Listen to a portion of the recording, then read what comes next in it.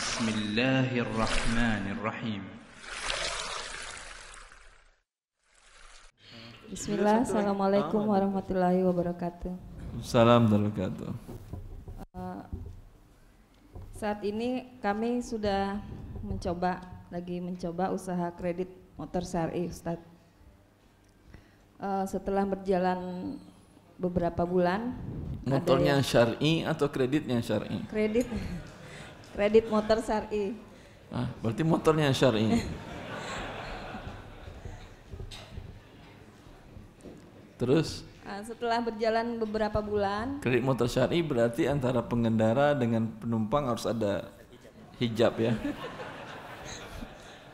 jual beli Terus? syar'i, Ustadz. Maksudnya, Jual beli setelah syar'i, berjalan beberapa bulan, ada bagaimana yang bentuk lancar. SOP-nya yang syar'i jual beli kreditnya itu? Jadi bentuknya saya membeli motor dulu dengan cara cash, dan orang yang memesan itu Setelah ada pemesan atau sebelum? setelah ada yang mesan. Jadi Kalau dia nggak jadi beli? ya nggak bisa. Kok nggak bisa? Nggak ada yang. Berarti sudah dia akad Anda jual sebelum barang Anda beli. Iya. Iya Ustaz. Tadi sama nggak dengan yang tadi online tadi? Sama. Ini offline ada ribanya juga seperti ada riba online tadi juga. Umumnya orang seperti itu. Dia mau dagang, mau untung tapi nggak siap risiko. Lihat orang dagang ya, orang dagang beras, orang dagang baju, dagang mobil, segala macam. Itu mereka miliki dulu sebelum ada pemesan atau setelah berpesan baru dia beli. Kalau yang toko dari masa ke masa, mereka siap dengan semua risiko. Dia beli berton-ton beras, belum tentu ada orang beli sekilo hari itu, ya atau tidak? Tapi risiko sudah ada tangannya, besok busuk, besok kena hujan. Itu yang boleh dapat untung. Ini dia nggak mau risiko, mau untung saja. Tukang riba seperti ini ya. Jadi awalnya tuh untuk bantu saudara dekat atau teman-teman. Nggak ada masalah, tetapi Anda siap risiko. Ya. Ya Ustaz. Yaitu dia ketika pesan tidak ada ikatan apapun juga.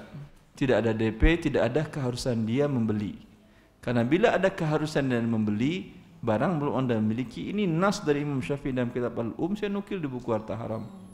Iza arad rajul sil'ata wa qala lahu ishtari hadha thawbi kadha fa ashtarihi minka bi kadha fa in alzama ahaduhuma al-akhar wa huwa batil. Kata Imam Syafi'i, bila dua orang berjalan, jalan A dengan B, lalu si B melihat barang, mau motor atau rumah atau apa, dia bilang ke A, tahu dia si A punya uang cash, kamu beli motor itu dulu, ya, harga sekian, nanti setelah kamu beli, saya akan beli. Fa in alzama anfusahum bil aqdil awal faqad batal.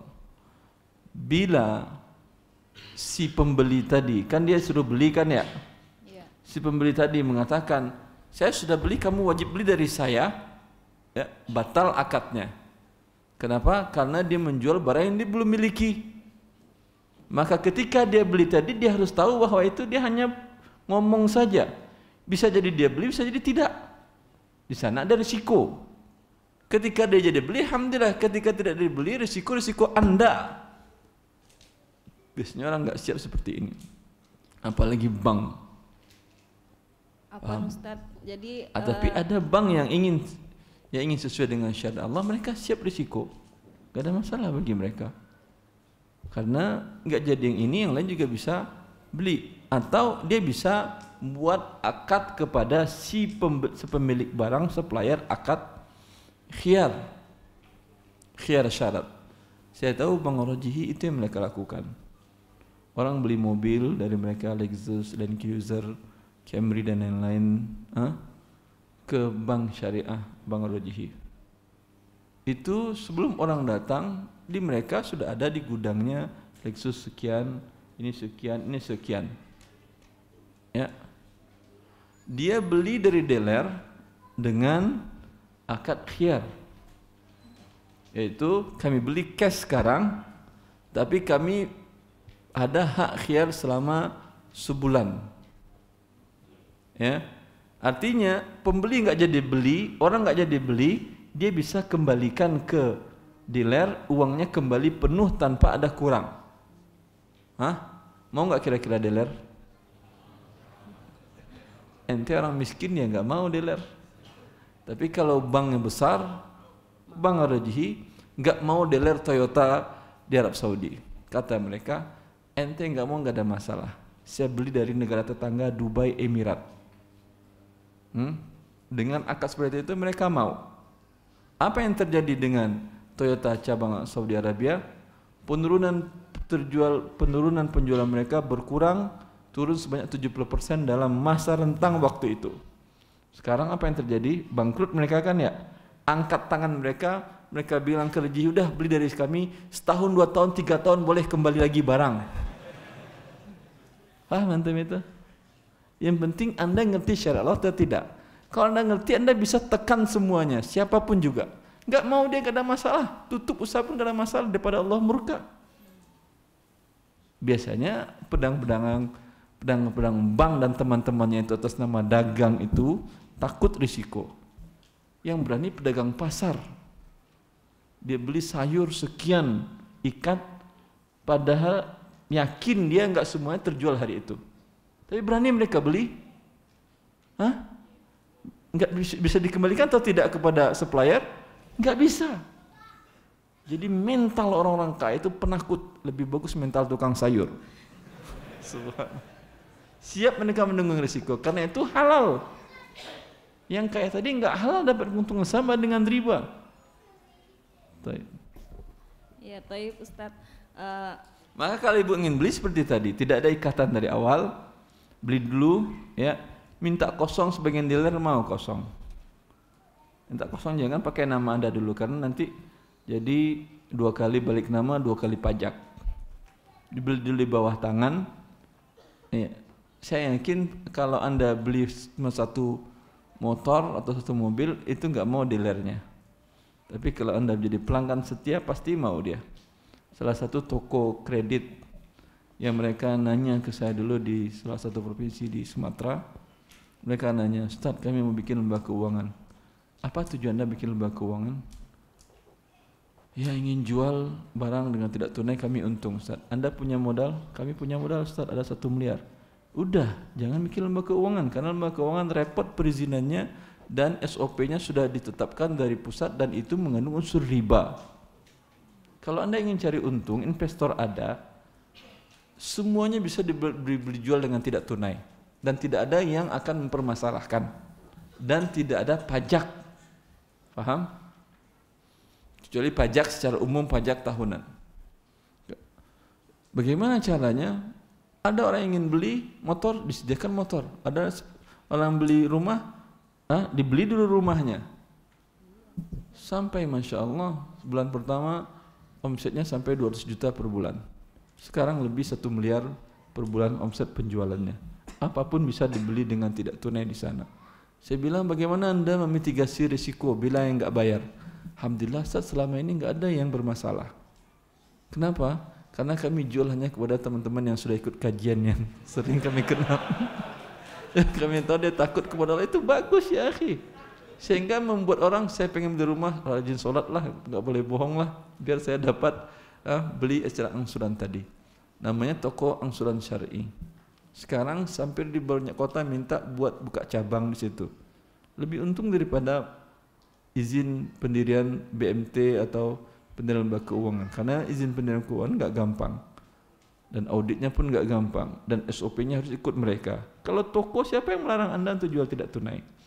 Dengan begini, banyak perumahan-perumahan pun menjual rumah dengan langsung tanpa lembaga keuangan. Tadi kan yang cerita teman tadi, beliau datang ke bank syariah. Bank syariah ngambil margin atau tidak? Kalau dia langsung antara dia dengan pemilik rumah, pasti lebih murah. Tidak seperti itu harganya. Ada salah seorang, pernah sering saya sampaikan kan ya, ada orang yang kasus dia beli ruko di Bogor, itu pemilik rukonya non muslim. Dia jual cash 2 miliar. Lalu ikhwah kita ini dia datang ke Bank Syariah, dia urus. Kata dia, terlalu lama Ustaz, bisa enggak Ustaz carikan solusi biar cepat saya turun pembiayaan saya. Solusi saya, dengar. Anda sudah dapat angka yang berapa harus Anda bayar ke Bank Syariah? Sudah Ustaz, berapa jadinya? 2,7. Nah, berarti selisih 700 juta. Paham? Bank Syariah bayar 2 miliar, nanti dijual dia 2,7, yang angkatnya seperti saya katakan tadi, riba. Ya. Lalu gimana Ustaz? Saya katakan, datang kepada si yang non muslim tadi. Ya, dia kan jual 2 miliar cash. Bilang ke dia, saya beli 2,7 dengan tenor sama dengan yang tadi, dengan Bank Syariah tadi. Tidak ada denda keterlambatan. Mau nggak si non muslim tadi? Mau. Ya? Daripada bank yang menikmati 700 juta, mending dia mau non muslim mau ya akhi. Nego dapat diskon 150 juta dari non muslim tadi. Dia telepon saya, Ustaz, tolong kirim nomor rekening antum ke saya mau kirim setengahnya buat antum. Saya katakan siap. Tapi setelah hutang Anda lunas semuanya, saya kirimkan nomor rekening. Lalu kata beliau, kalau gitu enggak jadi Ustaz. Sekarang antum punya hutang 2,7, mau mengasih hadiah ke orang, bayar dulu hutang, setelah lunas mau hadiah, alhamdulillah. Jelas nanti non muslim jangan mau seperti itu. Beberapa waktu yang lalu sebelum Ramadan, ada salah seorang pejabat senior di Kementerian Keuangan yang sudah ngaji dan dia ingin menjual rumahnya dengan harga 3,5 miliar di Bekasi Kemang Pertama di situ. Rumah dia di situ dijual 3,5 miliar. Yang beli bilang, "Pak, saya beli tapi saya enggak pakai bank." Angsuran langsung kepada beliau. Otomatis tentu lebih murah. Si pembeli lebih diuntungkan dan tidak ada denda keterlambatan. Pusing ininya, notarisnya. Gimana sih buat akadnya? Gimana cara Anda mengamankan hak Anda? Dia minta tolong Ustaz, tolong buatkan draft akadnya. Saya minta tim saya siapkan draft akadnya, tinggal distempel oleh pihak notaris. Begitu, ngapain? Ada mahasiswa saya yang elang gumilang punya rumah perumahan di daerah Bogor, termasuk pemuda terkaya di Indonesia tahun 2007, spesifik dia terkaya. Dia tersangkut permasalahan riba juga. Saya bilang jual rumah Anda langsung tanpa melalui lembaga keuangan, ya pasti lebih murah. Oleh karena itu OJK mengeluarkan peraturan terbaru bahwa tidak boleh membuat akad kredit di atas 60 bulan. Paham antum? Karena bila itu dibolehkan harus kata OJK harus melalui lembaga keuangan. Karena bila dibolehkan apa artinya? Tutup lembaga keuangan. Iya kan? Karena yang paling panjang itu lembaga keuangan. Tutup. Oleh karena itu Anda sebagai muslim yang pintar jangan buat 60, bikin 59 bulan. Dia ingin membodohi kita, kita bodohi juga dia. Sehingga tidak melanggar hukum mereka, juga tidak kita melanggar hukum Allah. Ibu yang bertanya, sudah ada yang mau dilanjutkan Ibu? Terlalu panjang jawabannya kali Ibu ya, pusing sih. Lanjutannya aja Ustadz, memang ada rencana untuk buka toko yang tadi Ibu. Iya. Kita beli rumah ke Ibu, alhamdulillah teman-teman terbantu, beli mobil sesuai kebutuhannya. Tapi Ibu syaratkan yang beli itu lihat dulu, verifikasi dulu. Iya, mampu atau tidak dia bayar. Nanti asal beli aja dia kemudian dia bayar dia. Masalahnya kredit macetnya ini Ustaz, kita kan tidak ada denda, tidak ada. Kan sudah saya katakan tadi. Bagaimana Anda mitigasi risiko? Anda bilang, saya hanya jual kepada orang yang sholat 5 waktu di masjid Ustaz. Karena orang yang sholat seperti itu pasti orangnya amanah. Jelas Ibu? Justru sama teman sendiri. Teman sendiri kalau nggak sholat dia, kalau urusan dia kewajibannya kepada Allah tidak dia tunaikan, apalagi kewajibannya kepada manusia. Makanya Ahmad bin Hasan al-Basri ketika beliau mengangkat calon suami anaknya, beliau syaratkan yang sholat 5 waktu di masjid. Ini standar pertama. Kalau kewajibannya kepada Allah tidak dia tunaikan, apalagi kewajibannya kepada istrinya. Paham? Kalau kewajibannya kepada Allah dia tunaikan dengan baik sesuai dengan yang Allah perintahkan, pasti urusan manusianya nggak ada masalah. Jelas Ibu? Biasanya kalau di Arab Saudi seperti ini. Kalau ada yang minta rekomendasi baik untuk utang piutang segala macam, harus ada surat dari imam masjid yang menyatakan dia sholat 5 waktu di masjid tersebut. Ini enak.